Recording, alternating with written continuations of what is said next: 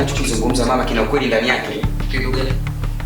Kwa hiyo wewe unatumia muda wako, unashindwa kutumia muda wako kwenda kusoma, unatumia muda wako kwenda kukaa vijiweni na kuvuta bangi, si ndivyo? Wewe blaza umeshanikudalini na kuvuta bangi. Nikikutizama na kukuangalia, haya ni mavazi ya mtoto wa shule kweli? Hizi si uniform? Hii suruali, shati jeupe, unataka nivae nini? Sasa nivae boxer niende na shule. Kuna shule gani inafundisha somo moja? Ipi hiyo shule inayofundisha somo moja? Sasa ila tiba blaza. Ila tiba. Sema blaza bana, blaza unazingua bana. Wewe mwenyewe umesoma maisha yapi? Wewe. Hebu kuwa na adabu na kaka. Wewe mbona umesoma maisha yako, umeishia kwa dereva tu rafiki yangu afu unakuja. Nimekwambia nyamaza. Wewe vipi bana wewe?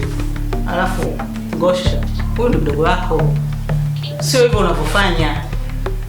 Unatakiwa ukae mzungumze. Mama ungeniacha hata dakika moja nikamtia adabu wewe. Usielewe anajikuta hiki kichwa ngumu. Ungeacha kwanza nimkande kwanza ili akili mkae sawa.